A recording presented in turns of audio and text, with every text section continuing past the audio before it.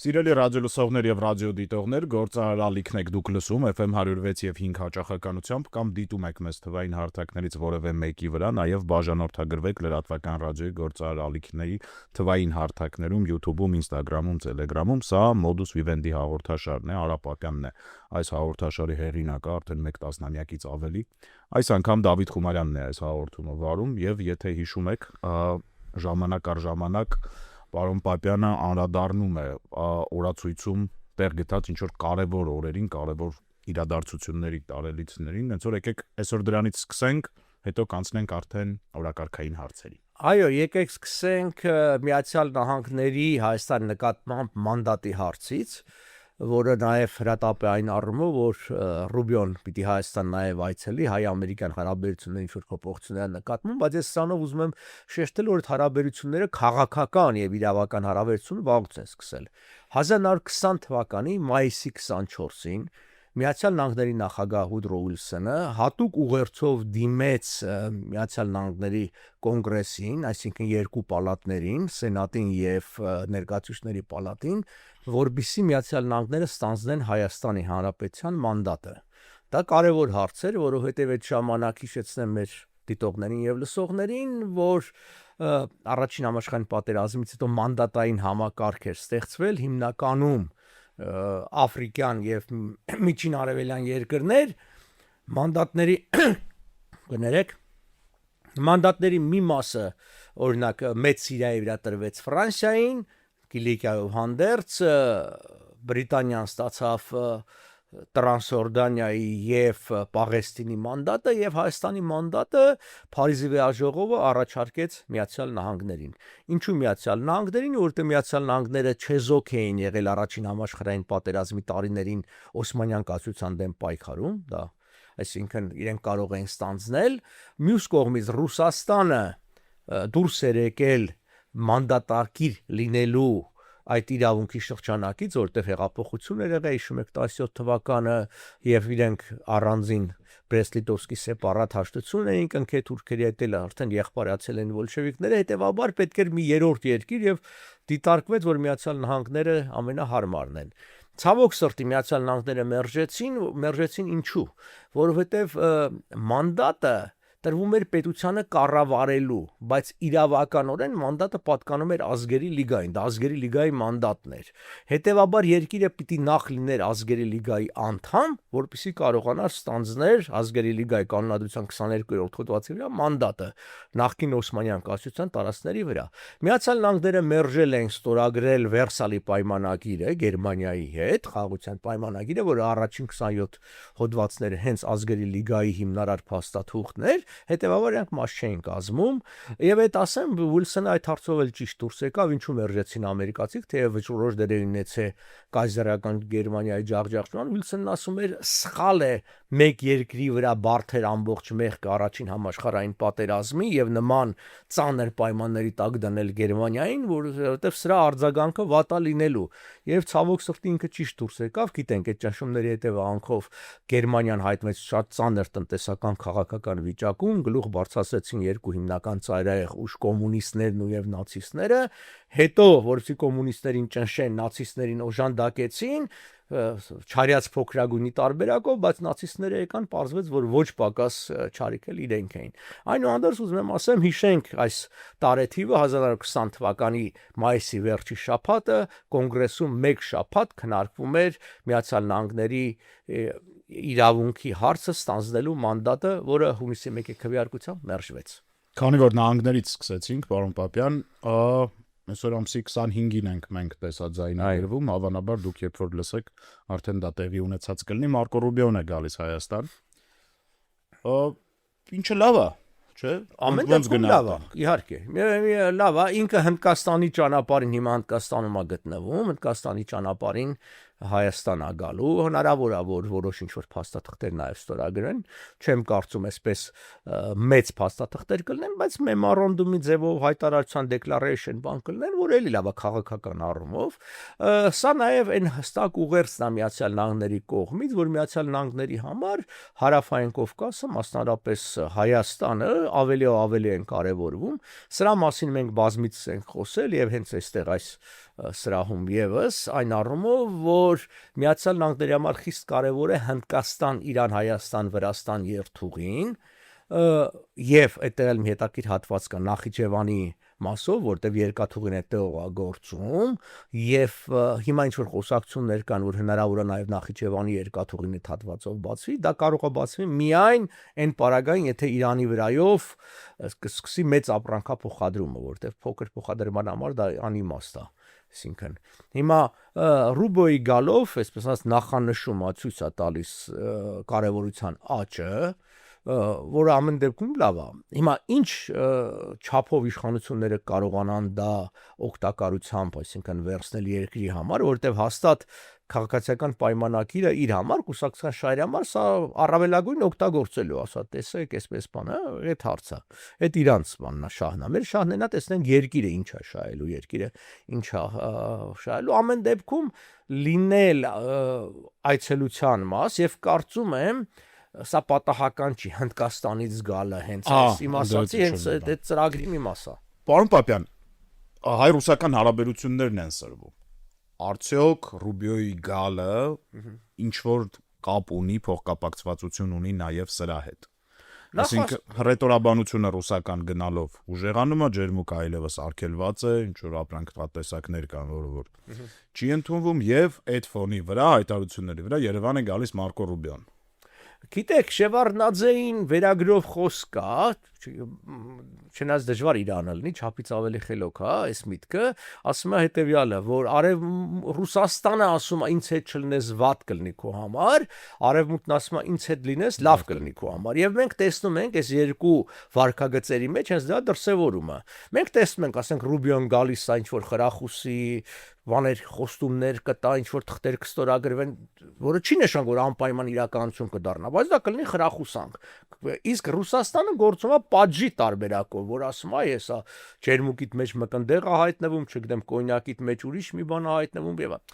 այն որ հայկական շատ մթերքներ, ապրանքներ չեն համապատասխանում ստանդարտներին, մենք լավ գիտենք, նոր չի դա։ Ուղղակի այս արդեն թիրախավորում է, ակնհայտ է դառնում, որ սա ճնշման գործիք է որպես գործիքը ընտրություններից առաջ, սա տեղի ունենում ընտրություններից առաջ։ Եվ ես այստեղ եւ շատ-շատերն էլ խոսում են առումով, որ այս ամբողջը կանխատեսելի էր, այսինքն զարմանալի բան չի, էլի, հասկանում ենք, որ դրա համար օրինակ նույն ձևի այդ առաջարկ, ասենք, գազի պարագային մենք 90-ականներին Իրանից էինք ներմուծում, այդ խնդիրը պիտի լուծվի եւ եթե օրինակի համար գնում է եւ սա սրվելու է այս հարաբերությունները Ռուսաստանի հետ, հետեւաբար Ռուբիոյի հետ եւ Եվրոպացիները պիտի հստակ դրվի նախ անվտանգության հարցը, շատ կարևոր անվտանգության հարցը, որտեղ ես չեմ բացառում, որ թե ոնց որ թե Ալիևը այլևս նաև այդ ռուսական ձեռքի գործիք չի, որտեղ չի համընկնում իր շահերը Ռուսաստանի հետ, ինչպես օրինակ Արցախի պարագայում, այնտեղ երկուսի շահն էլ բռնում էր իրականացնելու Լավրովի պլանը եւ այլն եղավ։ Հիմա ինքը այդքան ենթակա չի, բայց օրինակ մենք չգիտենք օրինակ, որ եթե Թուրքիայի միջոցով Ռուսաստանը գործի Ալիևի հետ, իսկ այն որ Ալիևը պարտական է Թուրքիային շատ բանով, այսինքն կարող է որոշ սրացումներ հրահարի, որովհետև գիտեք, այսպես է, չէ՞, հիմա Նիկոլ Փաշինյանի իր կուսակցությունը ինչն է հիմնական ապրանքը, որը դրել է այս տոնավաճառին, քաղաքական տոնավաճառ է վերջո ընտրությունները։ Դեր կանգնենք խաղաղությանը։ Հետևաբար, ուրեմն Ռուսաստանը ձգտելու է ցույց տալ որոշ միգուցե դա Աստված դա տեղի չուն, որոշ բախումներ, որ չկա այդ խաղաղությունը։ Չկա այդ ինչին եք դուք տեր կանգնում, այդ խաղաղությունը չկա եւ այլն։ Դրա համար նաեւ Ռուբիոյի այցը այս կողմով էլ կարեւորում եմ, այսինքն գալ, Երևալ, նկարվել, ինչ որ բաներ խոսալ, արդեն նաեւ զսպման ուղերձա նաեւ Ռուսաստանին եւ հատկապես Ալիևին։ Միգուցե թրիփի մասին, գիտեք, այդ նախատեսում էր հենց Trip Development Company ստեղծել, որի 74% ամերիկացիներն են, կարող է ավելի կոնկրետություն լինի, ինչ որ արդեն ընկերություններ, բաներ։ Պարզապես ես չի ուզենա, որ ամերիկացի կտի 74% ինչ որ տոկոսներ ծախեն երրորդ երկրներին, որը նախատեսված է այդ հայտարարությամբ, ի վերջո որն էլ հայտնվեր թուրքերի ու ադրբեջանցիների ձեռքը։ Դա արդեն հայկական իշխանությունները պիտի հստակորեն վերահսկեն եւ նման։ Բայց այդտեղ ասում են, որ առաջինը պետք է Հայաստանին առաջարկել։ Այո, բայց խնդիրներն ոչ միայն առաջին, այլ նաեւ Հայաստանի համաձայնությամբ պիտի վաճառվի, այո։ Հա, բայց եկեք լավ հասկանանք, էլի, եթե իսկապես ամերիկացի կուզենան Որոշենի շնորհիվ այո համաձայնություն չկա դրա համար ասում եմ որ պիտի այստեղ հաստատակամ լինի նաև ամերիկացիները չպիտի փորձեն Հայաստանի հաշվին ինչ որ խնդիրներ լուծել հասկանում ենք որ ամերիկացիներն արևմուտքին ձեռնատու Ռուսաստանից այստեղ դուրս մղելը մենք էլ երկար տարիներ ի վեր սրա մասին խոսել ենք գոնե մեր քաղաքական ուժը անձամբ ես գրքեր եմ գրել խոսել եմ դասացան բայց սա այն հարցն է որ պիտի ինչ ասեմ վիրահատական նրբությամբ գործելը որտեղ բավականին տարածաշրջան ինքնին փխրուն տարածաշրջան հա այսինքն մենք ըստ էության տեսեք հարավային Կովկասը հարավից երկու մեծ պատերազմ է հիմա ընթանում մեկը Իրան Իսրայել Ամերիկա մյուսը Ռուսաստան Ուկրաինա այնտեղ ածանցիալներով ու հարավային Կովկասը հենց այդ երկուսի մեջտեղն է էլի իսկն եւ հետեւաբար շատ կարեւոր է որ ով կվերահսկի եւ կարծում եմ որ Ռուբիո այցելությունը նաեւ դրա հետ է կապված որովհետեւ երբ որ մենք նայում ենք օրինակ թռիչքների երթուղիները Եվրոպայից դեպի Միջին Ասիա եւ բան հարավային Կովկասով է գնում որտեղ մյուս տարբերակը շատ պիտի իջնեն հարավ շրջանցեն Իրանը հարավից դա ձեռնատու չէ օրինակ հյուսային Չինաստան կամ այդ շատ երկրներ թռնելու համար հետեւաբար ուզում եմ ասեմ այստեղ պետքա վարպետորեն գործել սպասենք տեսնենք ինչ կլինի Պարոն Պապյան փորձագիտական տարբեր գնահատականներ կան բայց իմ լսած թվերով տնտեսական հարաբերությունները, այսինքն տնտեսական կախվածությունը Ռուսաստանից մեծ հաշվով տարեկան 700 միլիոնից 1 միլիարդին մոտ է։ Այդ քիչ է թե շատ է ասես։ Չէ, գազի թվեր եք ասում։ Գազի գինն էլ մեջ է։ Չէ, շատ փոքր թվեր եք ասում, շատ փոքր։ Մի ժամանակ 12-14 միլիարդի էր հասել շրջանառության, եթե մենք խոսում ենք ապրանքաշրջանառության մասին, չէ, բավական այնտեղ հետո կրճատվել է, բայց կարծեմ 7-8 միլիարդ պիտի հիմա լինի։ Ես նկատի ունեմ դոտացիոն հատվածը, այսինքն եթե մենք գազը առնենք եվրոպական գնով ոչ թե բանով, ԵԱՏՄ-ն եւ դոտացիոն։ Դե եկեք հաշվարկենք։ Մենք տարեկան առնում ենք, կարծեմ 1 միլիարդ խորանարդ մետր ենք առնում, իրանք ասում են 177.5 դոլարով ենք ծախում, սուտ են ասում իհարկե, այդ իրանք ծախում են իրանց վրա։ Իրանք իրանց են ծախում, մենք հետո 350-ով եթե չեմ սխալվում։ 370 անգամ։ Եվրոպացիները գնում են այսպես 560, այսինքն 190 դոլարի տարբերություն, 200 դոլարի տարբերություն հաշվենք այսինքն 1 միլիոն խորանարդ էլ առնում են 1 միլիարդ ենք տարեկան 1 միլիարդը առնում ենք դե այնտեղ 1000 խորանարդն է միլիարդը 1000-ի բաժանած է դրամա միլիոնը բազմապատկած 200-ով առնում է 200 միլիոն 200 միլիոնի տարբեր եթե եվրոպացիները դոտացիան տան բայց այստեղ խնդիրը այդ է ուզում հասկանալ այսինքն արդյոք այդ թվերը եթե մենք գնանք եվրոպական սցենարով, անվանենք դա եվրոպական սցենար, հա, այսինքն խզենք հարաբերությունները եւ Ռուսաստանը անի այն ինչով ինքը սպառնում է։ Արդյոք կգտնվի աշխարհում որևէ երկիր, որը որ մեզ կօգնի, որ դա Հայաստանի տնտեսության համար ավելի թեթև լինի։ Գիտեք 200 դոլարը նույն Միացյալ Նահանգների համար, այսինքն փող չի, Եվրոպայի համար էլ դա կարելի է գտնել։ Խնդիրը իրավական է եւ տեխնիկական, որովհետեւ միայն գազը չեն մատակարարում, չէ,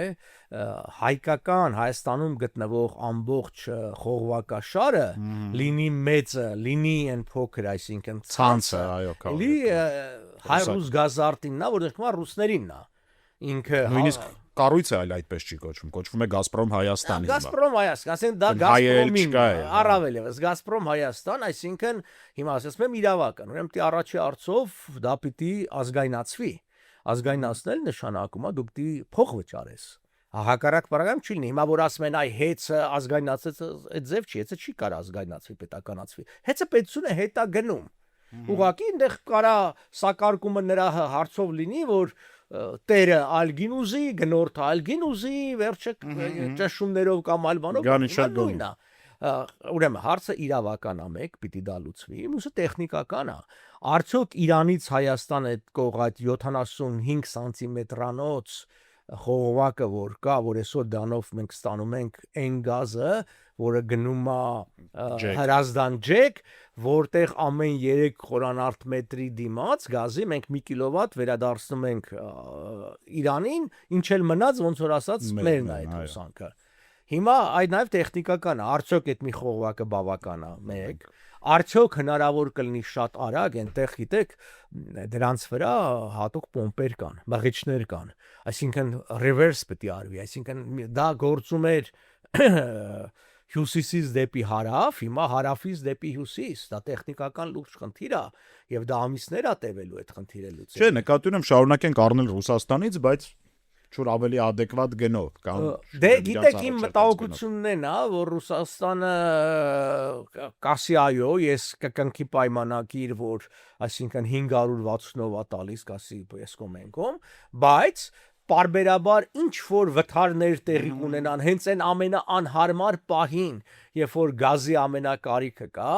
եւ երբ որ ատոմականը, որտեղ խոսակցություններ կան, հանրապես ատոմականը նորոգման են կանգնեցնում աշնանը։ Այո։ Միշտ սեպտեմբեր-օկտեմբեր, որտեղ պահանջարկը շատ չի։ Ամռանը ուրեմն կոնդիցիոներների պատճառով է պահանջարկը մեծանում։ Զմռանը տաքացում է։ Այո, միջին սեզոնում, երբ իսկ սեպտեմբեր-օկտեմբեր գիտեք, ամենալավ եղանակն է Հայաստանում, ոչ հովացման, ոչ տաքացման խնդիր չկա եւ այժմ։ Հիմա խոսակցություններ կա, իսկ դա հանգիստ կարելի անել տեխնիկապես։ Օրինակ այս վերջերս բացահայտված մի ֆիլմ կար, որ այնտեղ օրինակ Ռոսատոմի ներկայացուցիչը գոնե ներկայացվում էր, ես չգիտեմ ինչքանով ըստ այդ ֆիլմի ներկայացվում էր որպես ռուսական հետախուզության կադրային աշխատող Ռոսատոմի։ Հիմա եթե հարցը հետեւյալն է, մեկ էլ հանկարծ այնտեղ տեխնիկական վթարատեղամ գազը անջատվում է, այստեղ էլ ասում են շտաբ հրատապետը ատոմակայանը կանգնեցնել նորոգման 2 ամսով, բան Հայաստանը զրկվում ատոմակայանի մոտ 40-37-38% ամենաէժան էլեկտրականությունից Հայաստան, այսինքն միանգամից 40% էլեկտրականության դուրս է գալիս, գազն էլ դուրս է գալիս, իսկ ես չգիտեմ այդ գազի պահոցներում, որ Աբովյան եւ այլ ինչքան գազ կա կուտակված, առաջ դա նախատեսված էր 2 ամիս պահելու համար եւ հնարավորություն կա սովետական շրջանում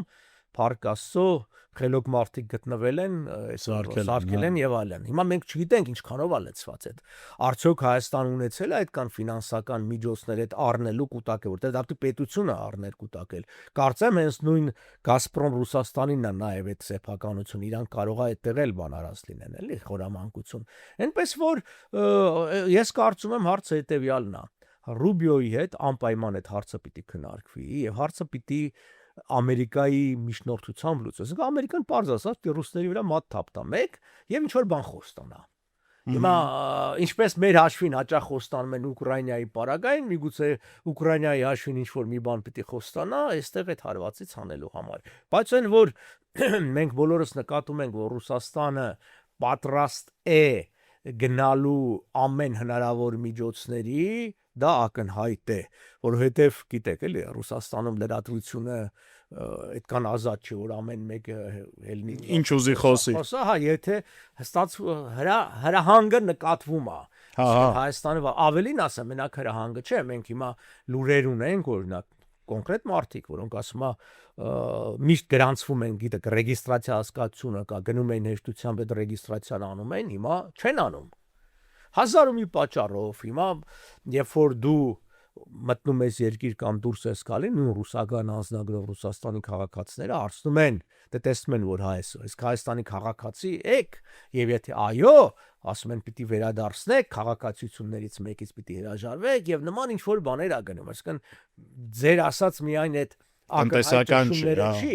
ճաշումները գնում է բոլոր հնարավոր ձևերով, օրինական եւ անօրինական, անգամ Ռուսաստանի քաղաքացիների նկատմամբ, այսինքն հայ ազգի չմոռանանք, երբ որ Վրաստանի հետ հարաբերությունները լարվեց, նույն ձևի չէին հարցնում, այսինքն այդ վրացի Ռուսաստանի քաղաքացի է, թե Վրաստանի քաղաքացի է, ուղղակի ճնշման հրահանգը կա,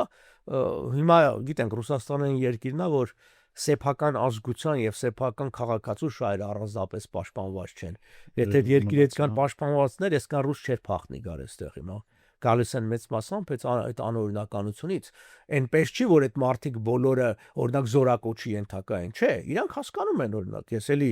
մեր աղբյուրներից են, որ մարդկանց վրա ոնց որ ասած թիվ են դնում, ասում են այսքան մարդ ձեր հիմնարկությունից պիտի գնա ծառայելու, այսքան էլ ամսական պիտի մուծեք ինչ որ տարբեր բանակային ֆոնդերի եւ այլն, որը ոչ ոք չեն ուզում անեն։ 20-րդ րոպեն անցել ենք, պարոն Պապյան, մեր ավանդական երկու թեմաները, պատերազմներն ենք քննարկում։ Արդյոք հույս կա, որ ռուս-ուկրաինական պատերազմը կավարտվի։ Մենք վերջի անգամ ձեզ հետ այս հաղորդման շրջանակում երևի զրուցել ենք մի 3 ամիս առաջ, չէ՞, պարոն Պապյան։ Ու ամեն անգամ ինձ թվում է, որ հեսա այդ պատերազմը կավարտվի։ Ձեզ ո՞նց է հիմա երևում այս բային։ Գիտեք, ես առաջ ավելի լավատես էի եւ մի երկու անգամ էլ անդադ ասում էի, որ հեսա ձեր ասացի նման, որովհետեւ երբ որ տրամաբանորեն ես մտածում, Պիտի որ հավարտված պիտի ավարտվի, էլի։ Բայց երբ որ նկատում ես օրինակ մասնավորապես Պուտինը անձամբ շահագրգռված չի, տեսեք, քանի դեռ Ռուսաստանը ունի իր շահույթի բաժինը, օրինական, անօրինական, Ադրբեջանի վրայով անօրինական գազածախում, չգիտեմ, այդ այսպես կոչված մոխրագույն սերի ֆլոտ կոչեցյալով նավթածախում, էժանածախում, Պուտինը գնաց Չինաստան փորձում էր այդ Սևեռնի պատոկ երկուսը հաջողացներ, չհաջողեց, հսկայական կորուստներ ա կրում ֆինանսական առումով, բայց միևնույնն է ինքը քանակությունները շատացնում է, շատ ավելի նավթ ու գազածախում, որտեղ անսպառ ունի ինչ որ գումար։ Այդ գումարը, որ ինքը ունի, փաստորեն ինքը կարողանում է եւ տեղում արտադրել եւ գնել տարբեր երկրներից զինամթերք։ Մյուս կողմից ժողովուրդը այն վիճակի մեջ է, որ երբ որ դու իրան առաջարկում ես որ գնա այսքան փողը կստանա, ծնողներ իրանց զավակներին են ուղարկում, կանայք տղամարդկանց, այո, ուղարկում եւ այլն։ Եվ ավելին ասեմ, ես այն օրը թվեր էի լսում, ռուսական աղբյուրներն էին, որ Ռուսաստանում 300,000 կալանավոր է մնացել, դա ամենացածր թիվն է տասնամյակների ընթացքում, որտեղ որպես կանոն կալանավորները միլիոնից ավել են լինում, մի քանի միլիոն են լինում, մինչև 4 միլիոն ասել է ժամանակին, այդ Ստալինի ժամանակ, հետո բայց միլիոն ու կեսը թիվն է։ 300,000, բա ինչ եղան են միլիոն 200,000-ը։ Դրանք այն մարդիկ են, որոնք տարբեր ժամանակահատվածում գնացել են, կռվել են, մի մասը զոհվել է, մի մասը վերադարձել է, մի մասը վերադարձել է, նորից հանցանք է կատարել, որտեվ կրկնա հանցագործ չէ, էլի, այն քառա հանցագործներ կային դրանց մեջ։ Ուզում եմ ասեմ, եթե մարդկային ռեսուրսը կա, ֆինանսական ռեսուրսը կա, Պուտինը շարունակում է, նաև ինչու է շարունակում, որովհետև նախ ինքը վստահություն չունի, եթե պատերազմը դադարի, ինչ քաղաքական process-ները, քաղաքական եւ բանակը երբ որ վերադառնում է, ամեն դեպքում դու ասենք զինադադար կնքեցիր, ինչ որ մի թիվ պիտի թողես այնտեղ, բայց այս քանակությունը չես ունենալու։ Եվ մարդիկ գալու են։ Եվ ինչ է, էլի, այսինքն դա միշտ հետ պատերազմական սինդրոմ անում, որը եղավ անգամ Աղվանստանի պարագային, որը անհամեմատ, այսինքն պատկերացնում եք 10 տարվա ընթացքում այնտեղ 14-15,000 մարդ էր զոհվել, այստեղ ամիս ավելի շատ է զոհվում։ Հիմա կռվի վետերանները գալիս են, սկսում են իրավունքներ այո, ասում են իրենց հասանելիքն ուզում։ Հա, բա ասում եմ մենք այսպես, մենք այնպես, վել է ոտ եմ տվեց, եմ տվե, առողջություն եմ տվեց դուք ես։ Իսկ մենք լավ հասկանում ենք նաև, որ սա նաև Ռուսաստանում էթնիկ եւ կրոնական երանգավորում ունի, որտեվ այսպես թիրախավորված շրջաններ կա։ Այսինքն, քանի որ Պուտինի համար պակաս վտանգավոր է այս պատերազմը շարունակել, քան պատերազմը դադարեցնել, ինքը շարունակում է։ Հիմա մյուս կողմից այն պահանջները, որ ինքը դնում է, ես վերջերս Զագրեբի այնտեղ հանդիպումներ եմ ունեցել նաև Տիմաշենկոյի հետ, մեծ նախկին վարչապետ, նաև ուկրաինական տարբեր բաներ, ամեն դեպքում ասենք իրանք ներսի քաղաքական տրամադրությունը լավ գիտեն։ Իրանց մոտ այսպես էր, որ մենք երբեք չենք համաձայնվի լրացուցիչ տարածքներ տալ։ Այսինքն այսօրվա վիճակով ինչ կա, բայց ոչ զինադադար, բայց ոչ խաղաղության պայմանագիր ամրագրում, որ սա մնում է Ռուսաստանին, պարզապես, գիտեք, այդ հարավային հյուսիսային Կորեաների տարբերակով, ինչ որ զինադադարից միջազգային ներկայությամբ, հետո ասում Աստված մեծ է, բայց քանի որ Պուտինը ուզում է նաև դրանից դուրս այն ինչ որ չի գրավել, ասում ես իմ բայց սահմանությամբ ամրագրել եմ որ իմն է, դա Պուտինը ինքը իրան էլ թակարդն է գցել։ Հա, ամրագրել է հիմա չի կարող ստանալ։ Հիմա այն ժամանակ ամրագրելու պարագային մտածում էր որ կգնա կգրավի, կասի որ իմներ հարց չկա։ Հիմա չի կարողանում։ Եթե ինքը հրաժարվի իր նախկին պահանջներից համաձայնի այս գիծը զինադադարի գիծ, իրան դեմ են տալու սահմանադրություն, ասել են դու հակասահմանադրական գործունեություն ես անում։ Եթե ինքը շարունակի պահանջել մյուս չգրավված մասերը այդ Լուգանսկ, Դոնեցկ մյուսների, ասելու են Ուկրաինան չի համաձայնվելու, որտեղ այդ դեպքում էլ նախ տրամաբանական չի, մյուս կողմից էլ բա Զելենսկին եւ մյուսները սեփական ժողովրդին ոնց են պատասխան տալ, չէ՞։ Հա, երկու կողմերն են մեծականակ զոհեր են տվել, ինչ անշակում զոհեր, զոհերի ընտանիքներ են, այդ մենք Հայաստանում էլ ենք նկատում, դա միշտ կա պատերազմից հետո, որտեվ դու հարազատ ես կորցրել, հարազատ կորցրածը ուզում է որ ինչ որ հոգեբանական ավելի լավ վիճակում է, հանուն ինչի տարբերակն է, էլի։ Այո։ Հա, հիմա եթե Զելենսկին համաձայնի ասի, եք ասի, եթե տալիս էր, էլ ուր էին կռիվ Առանց անում։ զոհերի, այո։ Առանց զոհերի տար։ Դրա համար այդ կա։ Մյուս կողմից մենք տեսնում ենք, որ դա հնարավորություն է տալիս շատ մեծ կոնցեռնների զենքի արտադրության եւ զենքի վաճառքի։ Հիմա վերադառնանք մյուս պատերազմին,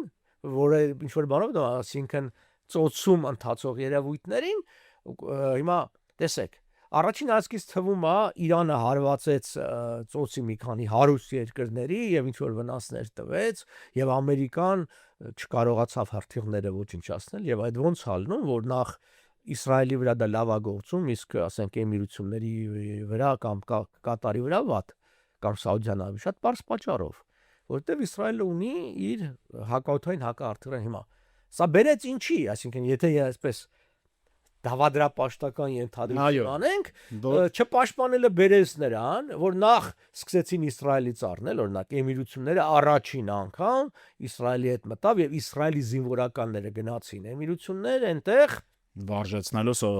սովորացնելու այդ առնդոմ եւ այլն բաները։ Մյուսը, Ամերիկան միայն վերջի գործարկով 8 միլիարդ դոլարի զենք ծախեց այդ ռեգիոնի երկրներին։ Առանձնել էլ ինքը տասնյակներով աշխարհի թիվ 1 զենք առնող Սաուդյան Արաբիան է։ Դե անսպար քանակության փող ունեն, առնում են։ Հիմա ավելի շատացավ։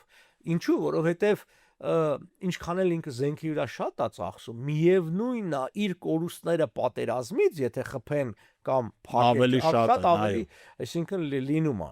Դրա համար, այսպես ասենք, պատերազմը մեծ կորուստների շրջան է եւ անչափելի է մարդկային կյանքերով դա գին չունի, բայց նաև պետք է հասկանան, որ շրջանակներ կան, որ պատերազմներից միշտ ֆինանսապես մեծ շահույթ են կորզում։ Սիրելի ռադիո լսողներ, մեզ հատկացված եթերաժամանակը ավարտին մոտեցավ։ Հուսամ ձեզ էլ հետաքրքիր էր։ Շարունակեք գործարարալիքը լսել, ես էլ առիթներ կփնտրեմ, որ ժամանակ առ ժամանակ Modus Vivendi հաղորդաշարը ես վարեմ ձեզ համար։ Դավիթ Խումարյանն էր երկրորդ խոսափողի մոտ, Հարապապյանը առաջինի։ Կհանդիպենք։